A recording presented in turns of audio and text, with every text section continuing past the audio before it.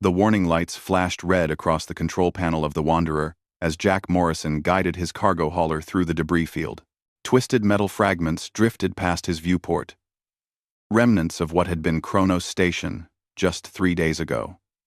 The station had been home to 15,000 people before the attack. Now it was just scattered wreckage and silent graves. Jack ran a hand through his dark hair and sighed. He should not be here. The sector was still dangerous, with raider ships possibly lurking in the area. But salvage was salvage, and his fuel tanks were running low. He needed credits, and debris fields like this one often held valuable components that survived the destruction. His scanner beeped, picking up a faint energy signature half a kilometer away. Jack adjusted his course, bringing the Wanderer closer to investigate. As he approached, his eyes widened. It was a ship, or what remained of one. The vessel had been sleek once, built for speed and combat. Now it was broken nearly in half, its hull breached in a dozen places, but what caught his attention was the design. Jack recognized those angular lines and the dark purple plating. This was a Valkyrie ship. His jaw tightened. The Valkyrie Empire was one of the most powerful forces in the galaxy, and they were not known for their kindness. Their warriors were brutal, efficient, and they viewed most other species as inferior. Jack should have turned away. Nothing good came from dealing with the Valkyrie. But his scanner showed something else. Something that made him pause. There was a life sign aboard that wreck. Someone was still alive in there. He stared at the reading for a long moment. Every instinct told him to leave. If that was a Valkyrie warrior, they would probably try to kill him the moment they recovered. The Valkyrie did not accept help from humans. They barely acknowledged humans as worth noticing. But Jack had been a combat medic once. Back when he served in the Frontier Defense Corps. He had taken an oath to preserve life, to help the wounded, regardless of who they were. That oath had ended when he left the service 5 years ago. But some habits were hard to break. He brought the Wanderer alongside the wreck and extended the docking tube. The seal was not perfect given the damage, but it would hold long enough.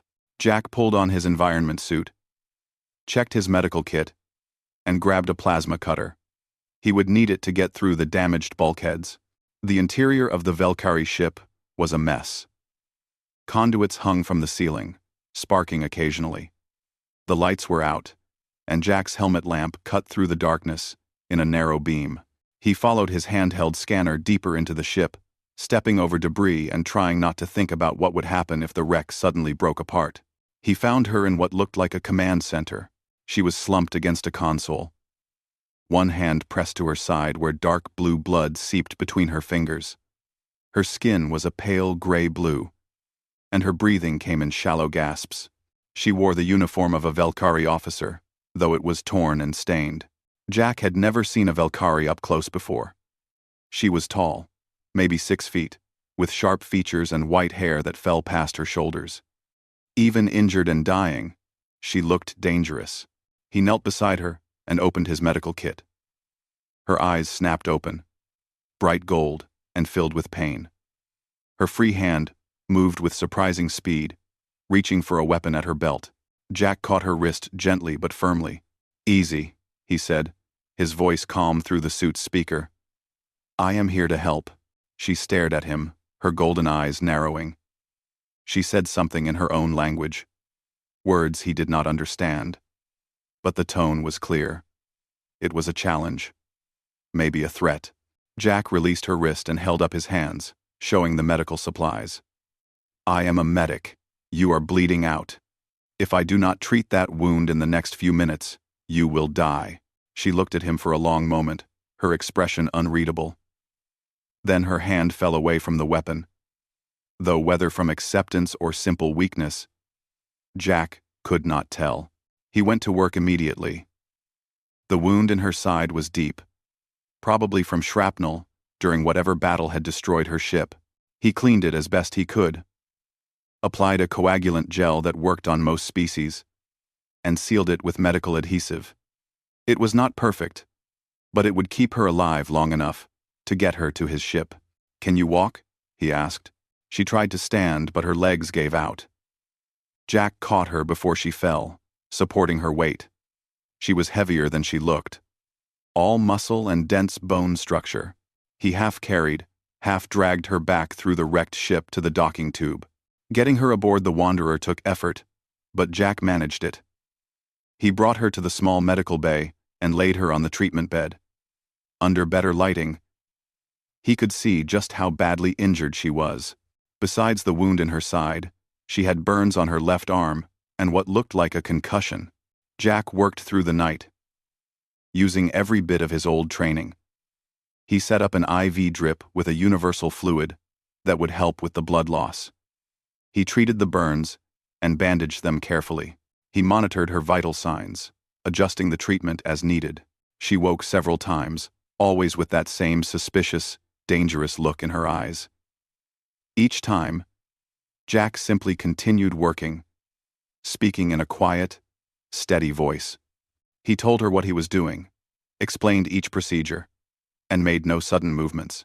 By the time the station's artificial morning arrived, her condition had stabilized. She was still weak, still in pain, but she would live. Jack sat in a chair beside the medical bed, exhausted. He had not slept, running on stimulants and adrenaline. The Valkyrie warrior watched him from the bed. She had not spoken since he brought her aboard, not in any language he understood. But something had changed in her expression. The hostility was still there, but it was mixed with something else now. Confusion, maybe. Or curiosity. Jack stood and checked her vitals one more time. Everything looked stable. He told her to rest, that they would talk later. And then, he left the medical bay.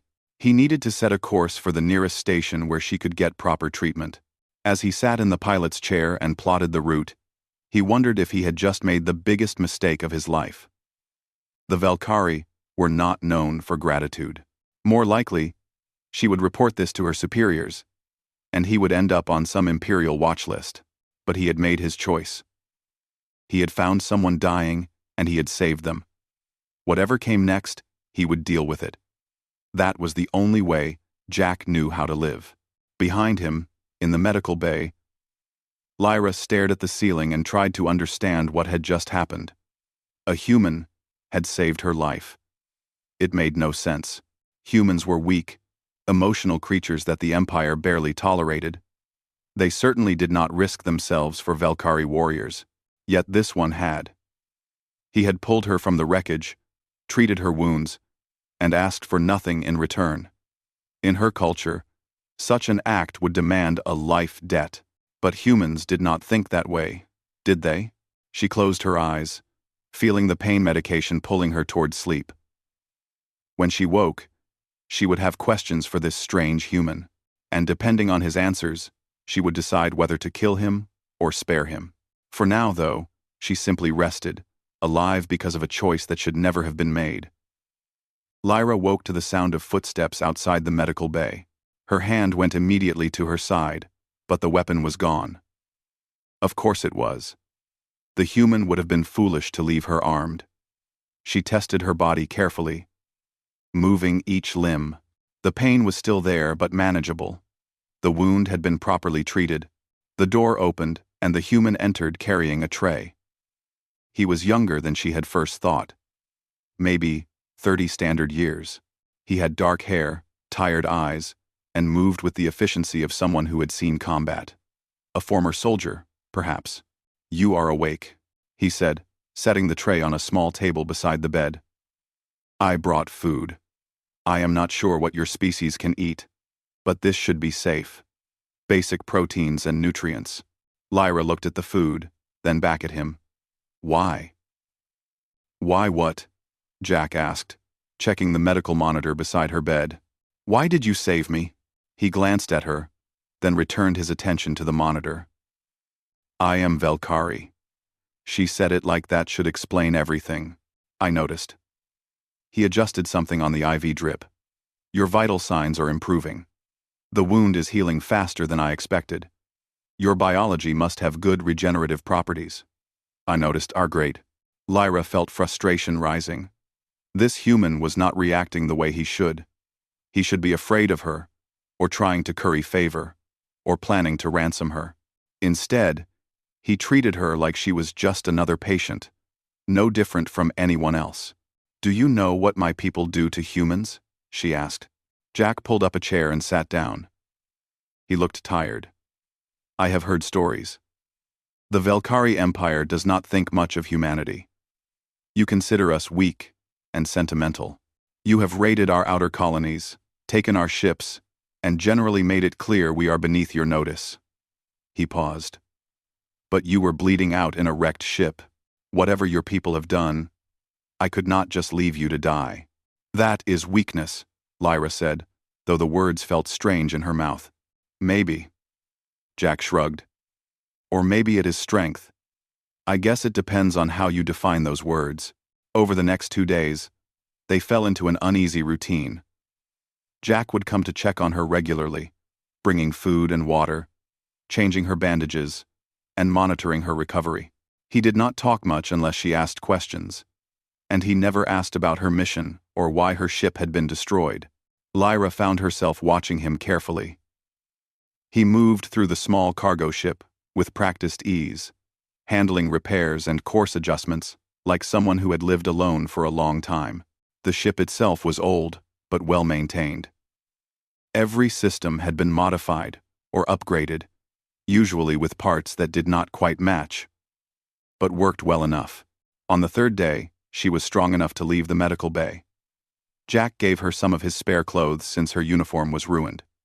They were too big, but she made them work. She found him in the cockpit, drinking something dark and bitter-smelling from a metal cup. "Where are we going?" she asked.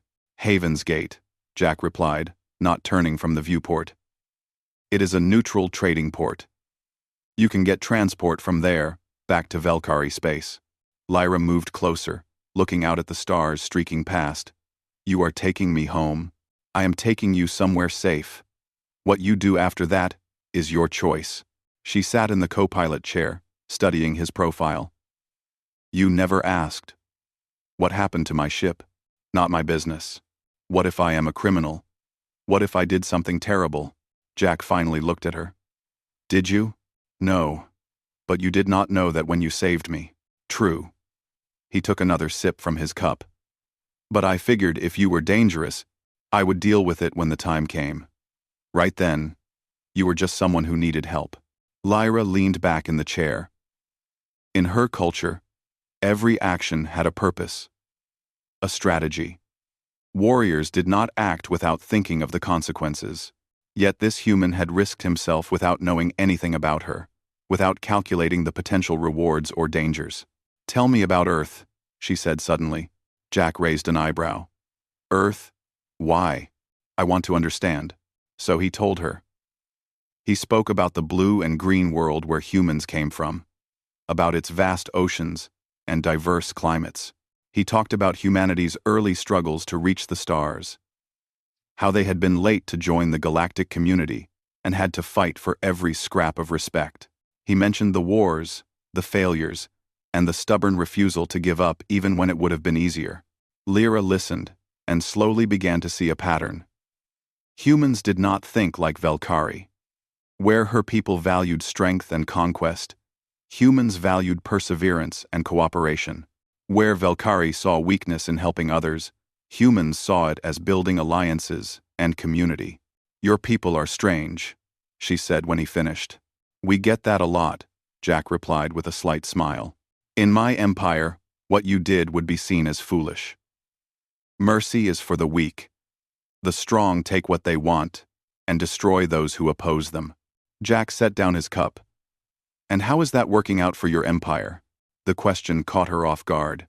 She thought about the endless conflicts, the constant need to prove strength, the way Velkari warriors were always looking over their shoulders for the next challenge. "We are powerful," she said, but even to her own ears, it sounded hollow. "Power built on fear is unstable," Jack said quietly.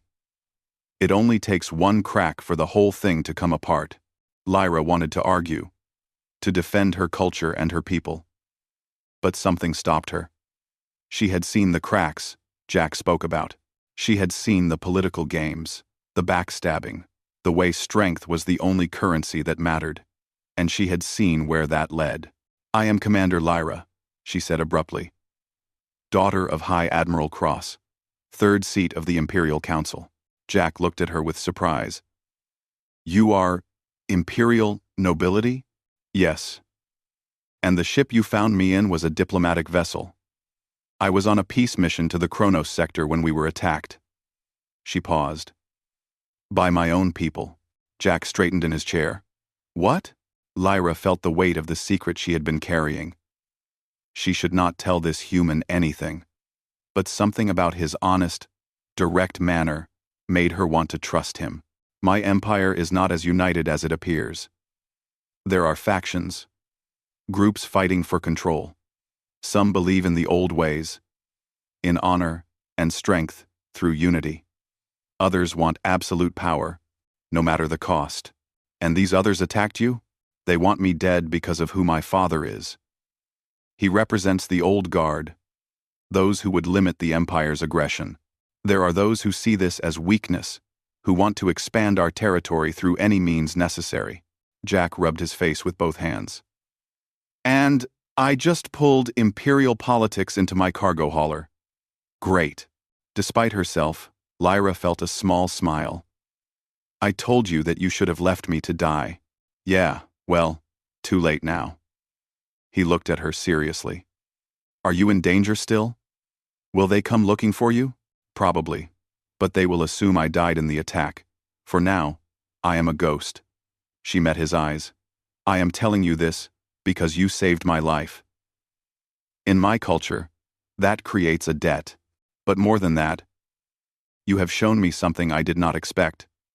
You have shown me that there are other ways to be strong." Jack was quiet for a moment.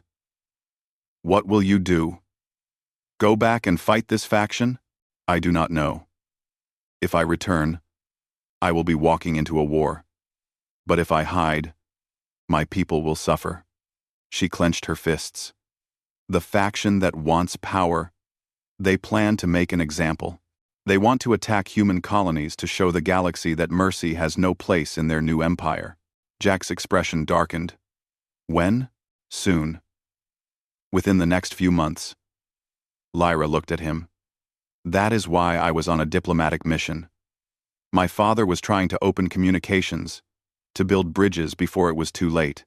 But the warmongers found out and decided to end it. You need to warn someone. Your father. The council. Whoever can stop this. My father may already be dead.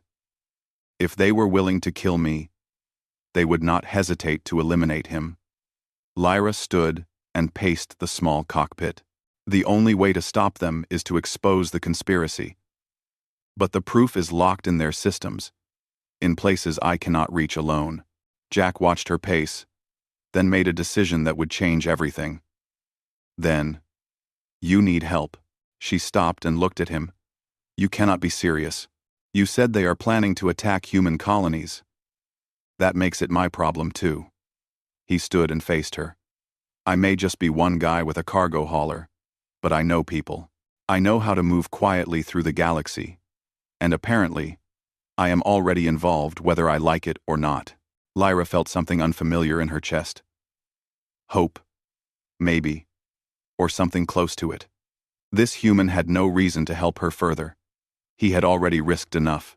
But here he was, offering to throw himself into a conflict that could get him killed. "Why?" she asked again.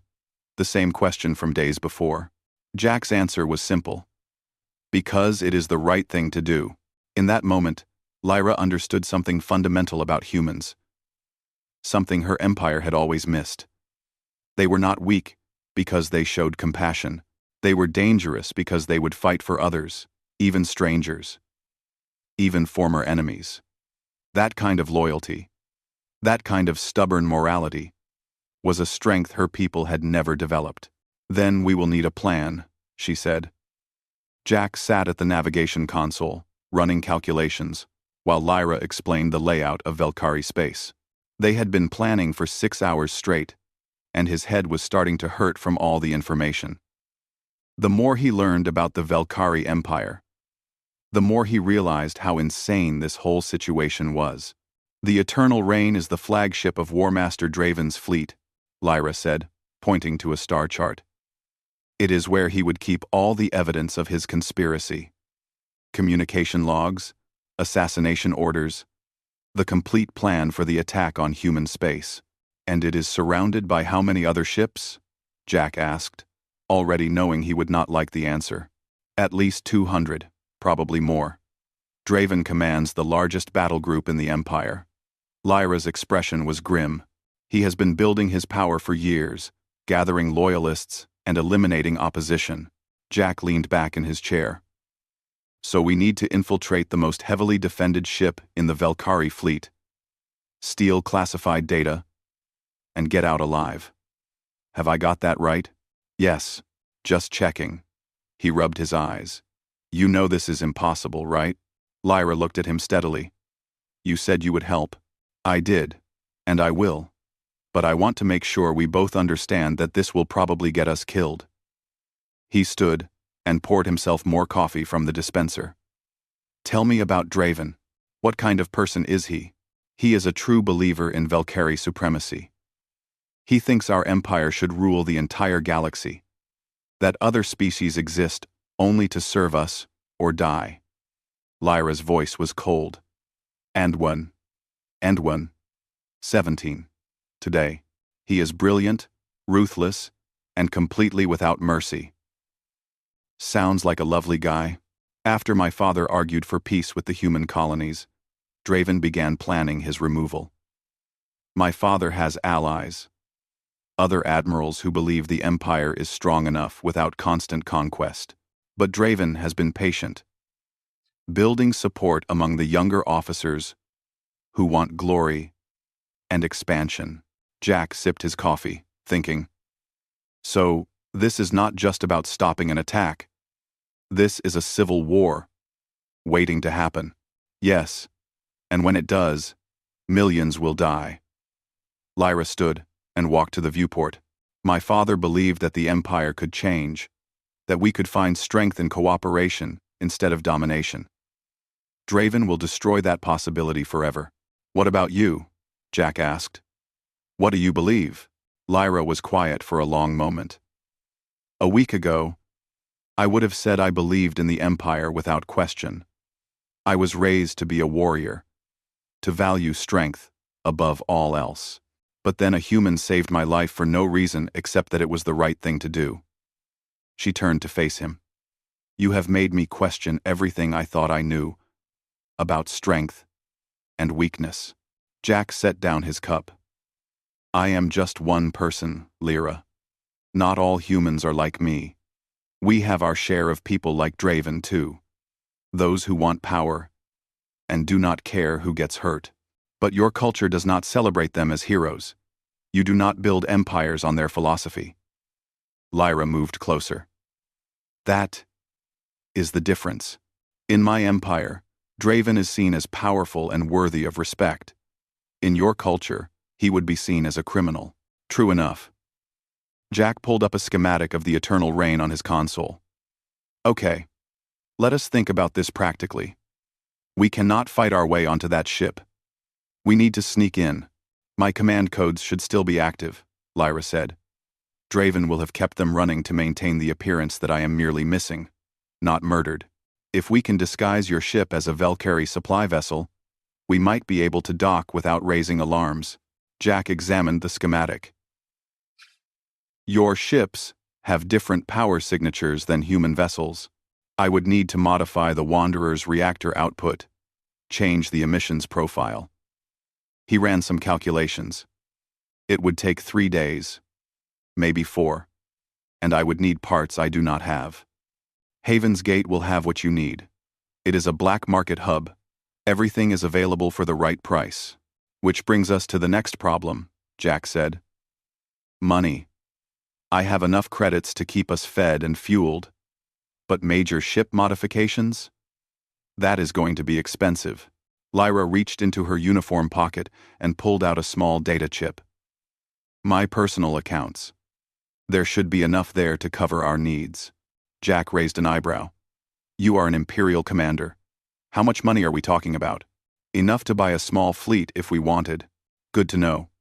He took the chip and plugged it into his console. The numbers that appeared made him whistle. Yeah, this will cover it. They spent the rest of the journey to Haven's Gate refining their plan. Jack would modify the Wanderer to pass as a Valkyrie ship. Lyra would forge the necessary clearance codes and documentation. They would approach the Eternal Reign during a scheduled supply run, dock, and then slip into the ship's data core. The hard part is getting to the core, Lyra explained. It will be in the secure section of the ship, surrounded by guards, and locked behind multiple security layers. Can you access it with your codes? Possibly.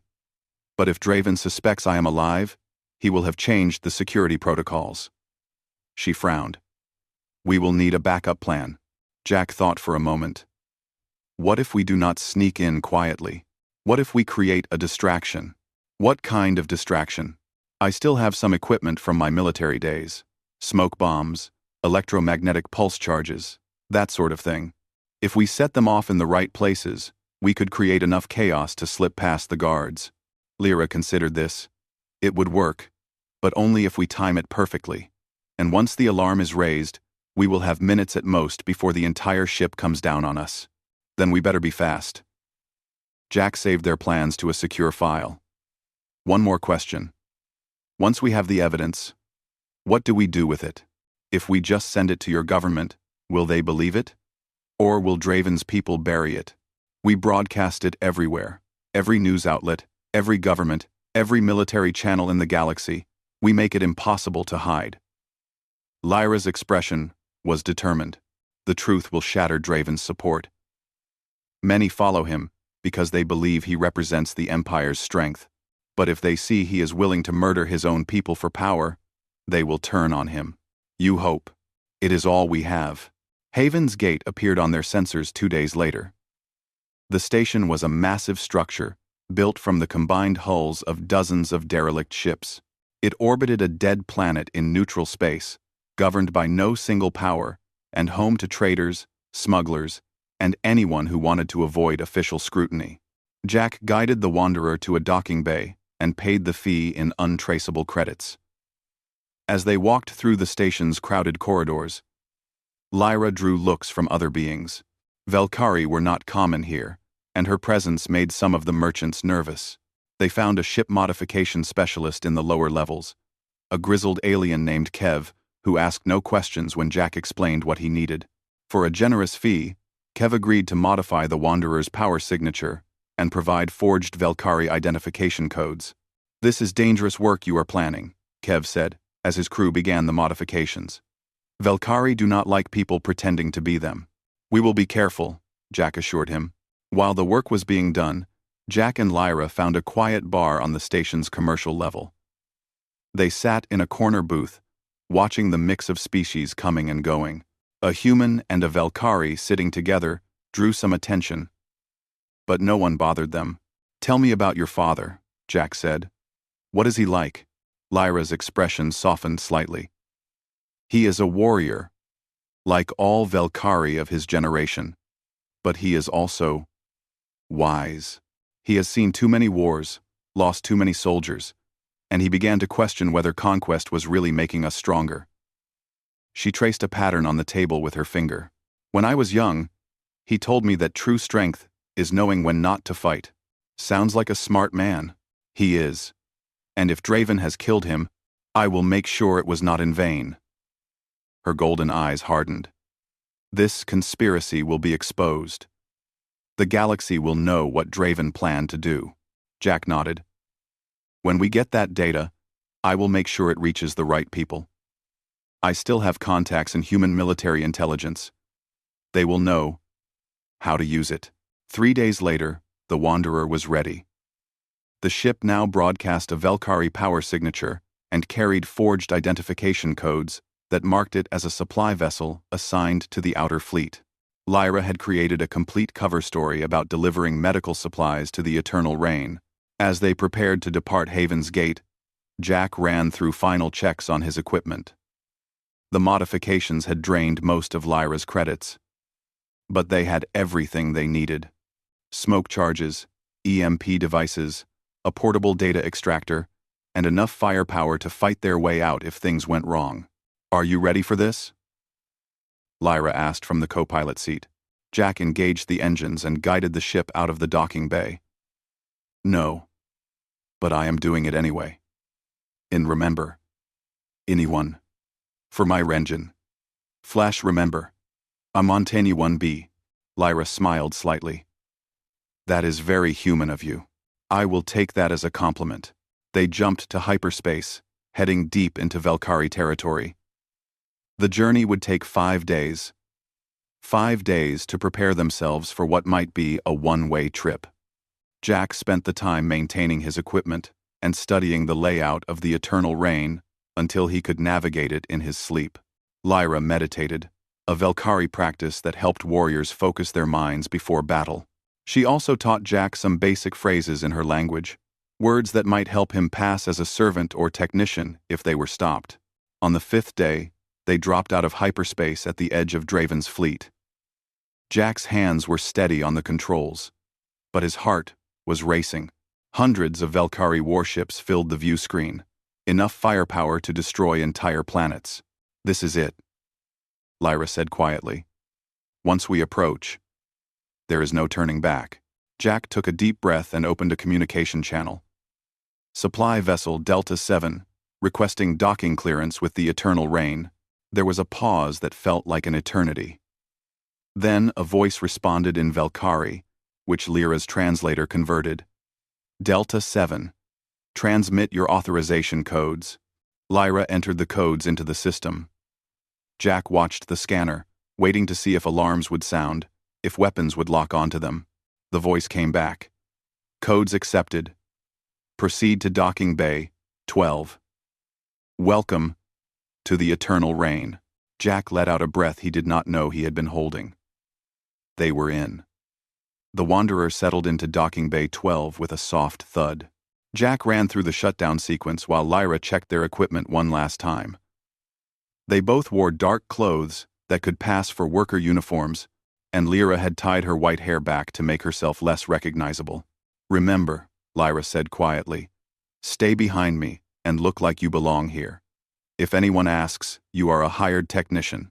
Let me do the talking." Jack nodded and grabbed his tool bag, which contained their real equipment hidden under a layer of actual repair tools. They opened the cargo ramp and stepped onto the deck of the Eternal Rain. The docking bay was enormous, large enough to hold 50 ships the size of the Wanderer. Crews moved back and forth, loading and unloading supplies. Velkari soldiers stood guard at every entrance, their weapons ready. The air smelled of metal and ozone. A young officer approached them, carrying a data pad. "You are the medical supply delivery?" "Yes," Lyra replied in Velkari, her tone bored and professional. The officer consulted his pad. "Bay storage 3. But we were not expecting this delivery for another week." Lyra did not hesitate. Command moved up the schedule. "If you have a problem with it, take it up with Fleet Logistics." The officer frowned, but made a notation on his pad.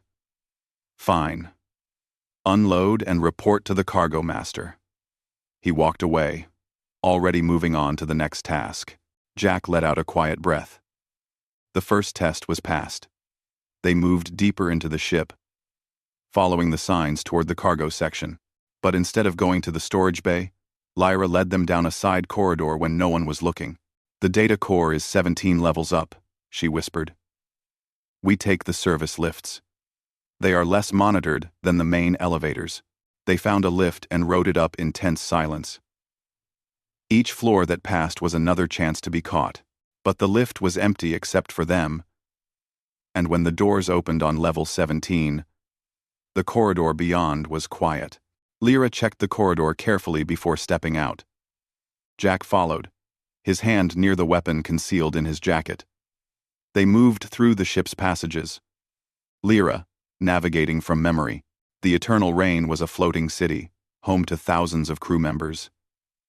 They passed common areas, living quarters, and training facilities. The data core is in the command section, Lyra said. But there will be guards. Lots of them. As they rounded a corner, they saw what she meant. Ahead, 2 Velkari guards stood outside a heavy blast door. Both were armed and alert. There was no way to slip past them unnoticed. Jack and Lyra ducked back around the corner. "Time for Plan B," Jack said, pulling an EMP charge from his bag. "Are you sure about this?" Lyra asked. "No, but we are out of options." He set the charge timer for 30 seconds and placed it in a ventilation grate.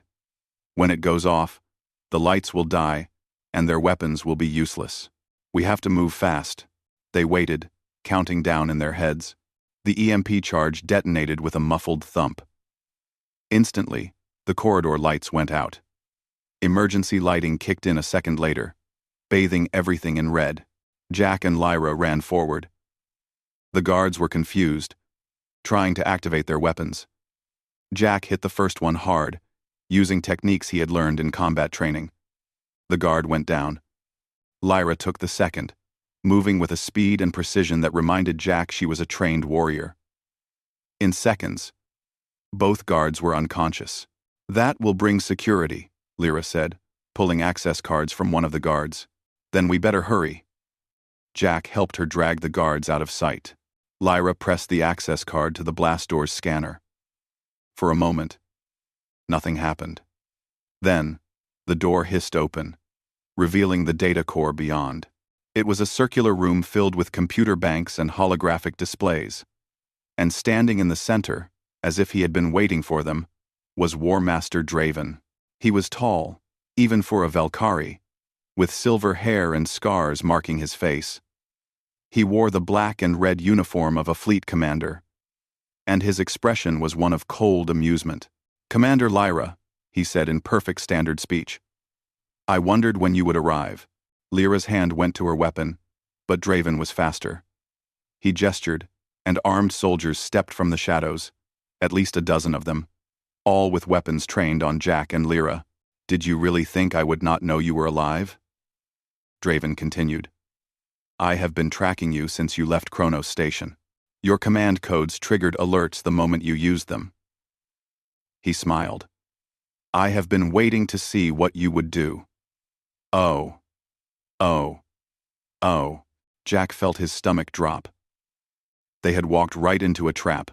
"Why let us get this far?" Lyra demanded. "Because I wanted to see if you would bring allies. I wanted to know if anyone else knew about my plans." "This human saved my life," Lyra said. "Yes, I read the reports. Quite touching." Draven moved closer. "Your father was the same way, always talking about cooperation and peace. It made him weak. That is why he was so easy to kill." Lyra's face went pale. "You killed him yourself?" "Of course. I wanted him to know it was me, to see the new empire being born." Draven's expression was cruel.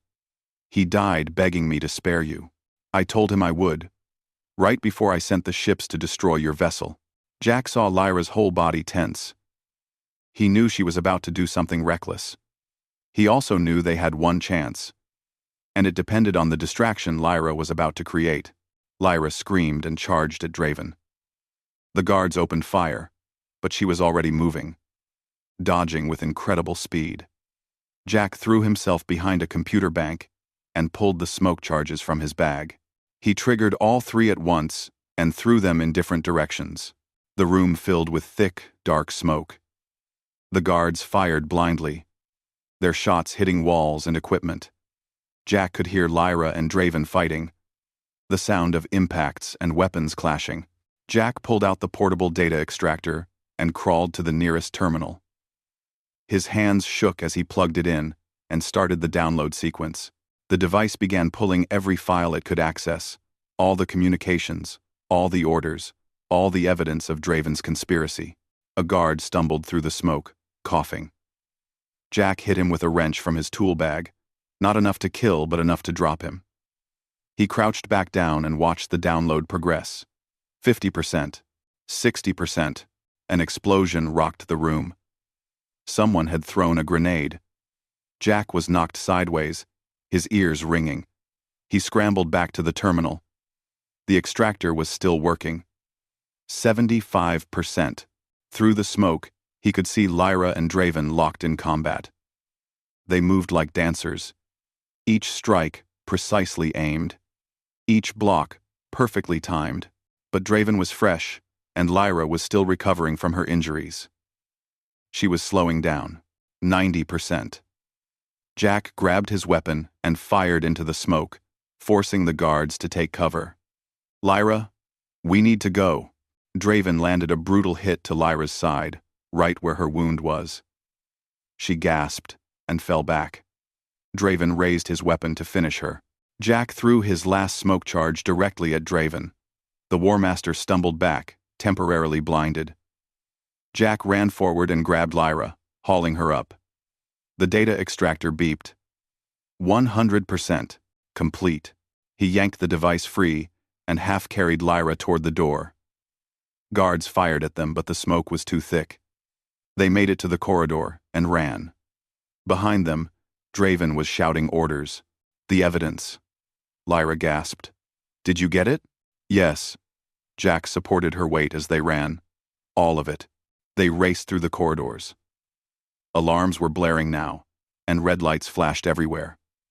Guards appeared at every turn, but Jack and Lyra kept moving. They fought when they had to. Ran when they could. They made it to the service lift and rode it down. On level 5, the lift stopped, and the doors opened to reveal more guards.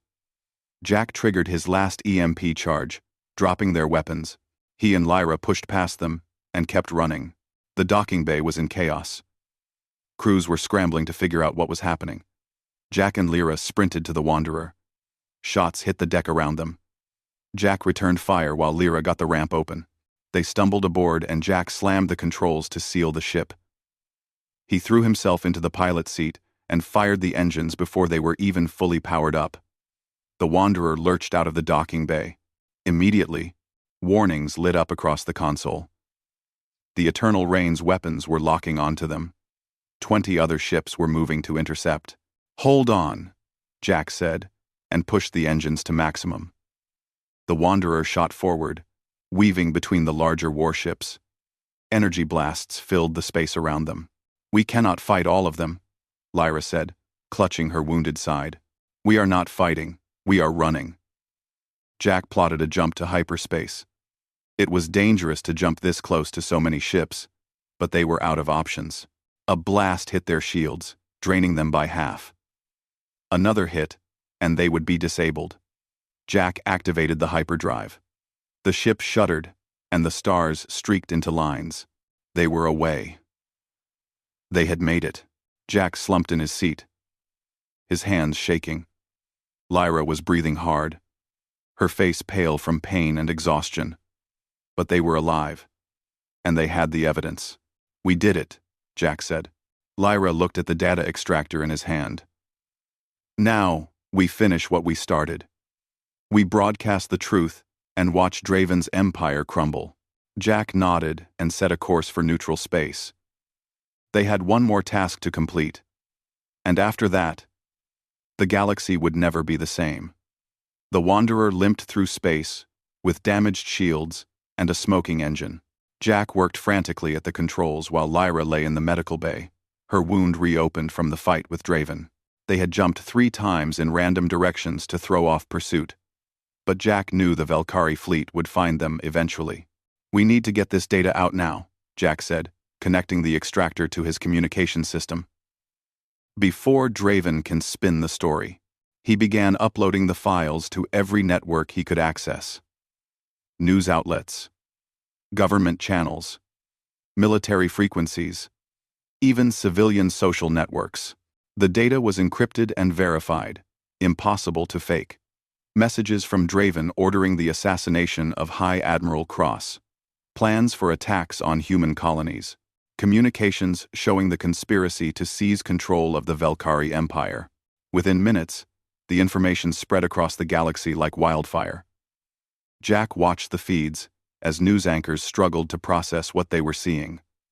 A Velkhari war master, plotting genocide and political murder, evidence of corruption at the highest levels of one of the galaxy's most powerful empires.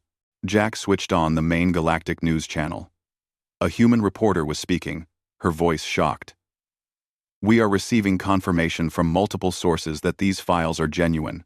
High Admiral Cross was murdered by War Master Draven in a coup attempt. The Velkhari government has not yet issued a statement." Jack went to check on Lyra. She was conscious but weak. He changed her bandages and gave her pain medication. "It is done," he said. "Everyone knows what Draven did." "Good." Lyra's voice was faint. "Now we wait to see if it matters." The answer came faster than either expected. Within hours, the Velkhari fleet began to fracture. Ships loyal to Cross's memory broke formation with Draven's forces. Other admirals, seeing the evidence of Draven's treachery, withdrew their support.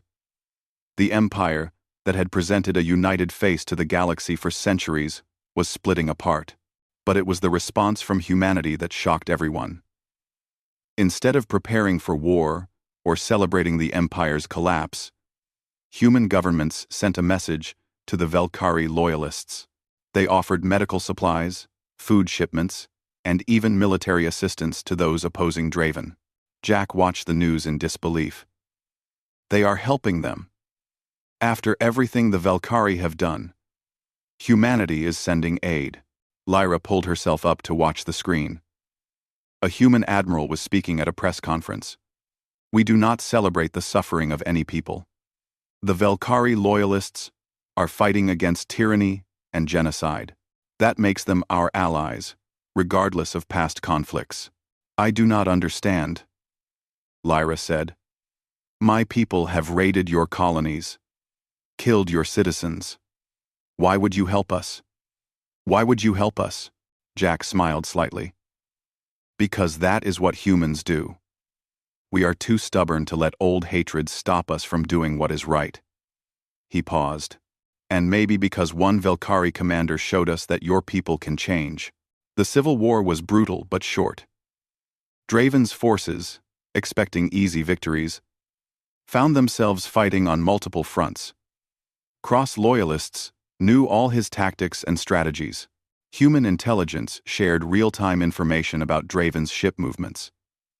Other species that had suffered under Velkhari aggression saw a chance for justice and offered their own support. 6 months after the data was released, it was over. Draven made a final stand at the Eternal Reign, but his own crew mutinied when they learned the full extent of his plans. He was captured trying to flee in an escape pod.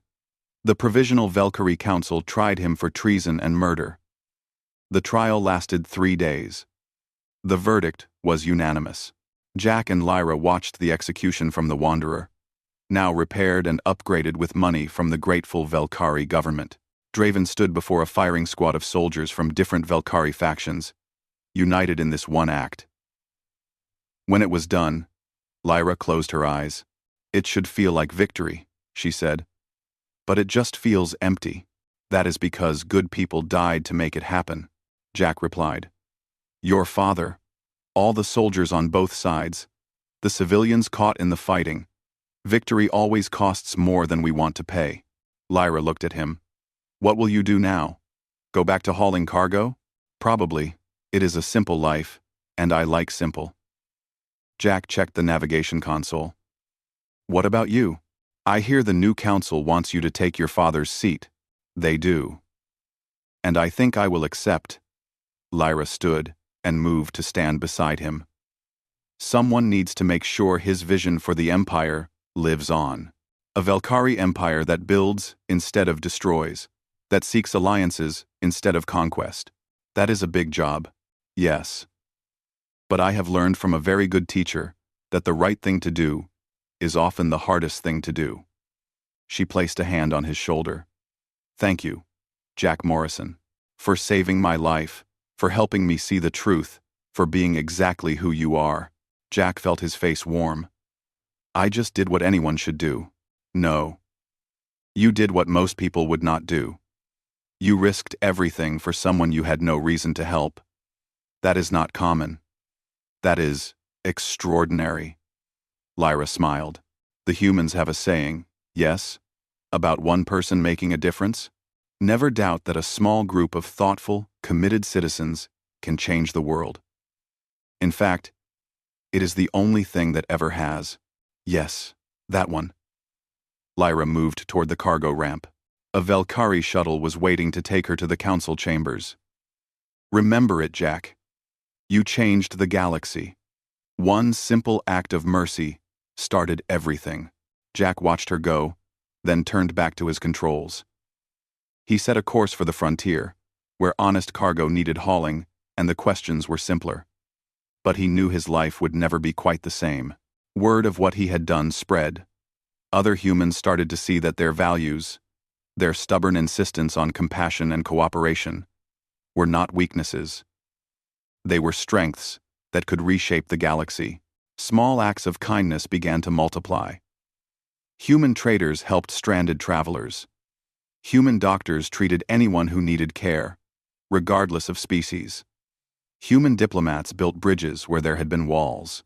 The Velkari Empire, under Lyra's leadership and guidance from the new council, began to transform. They reached out to species they had once threatened, offering reparations and partnerships. It was slow work, and there was resistance from traditionalists, but the change had begun. 5 years later, Jack received a message while docked at a frontier station. It was from Lyra, now High Admiral Lyra Cross, named after her father. She invited him to the dedication of a new memorial on the Velkari homeworld. He almost declined. He did not like ceremonies or attention, but something made him go. He took the Wanderer to Velkari Prime and landed at the capital city. The memorial was in the central plaza, a massive structure of polished stone and metal. Thousands of Velkari had gathered, along with representatives from dozens of other species. Lyra met him at the entrance. She wore formal robes now, her white hair braided in the style of High Council members. But her smile was the same. "I am glad you came," she said. "What is this memorial for?" Jack asked. "Come and see." She led him through the crowd to the front of the memorial. It was a statue, carved from a single piece of dark stone. It showed a human helping a Velkari to their feet, a moment of compassion frozen in time. At the base was an inscription in multiple languages. Jack read the human translation aloud.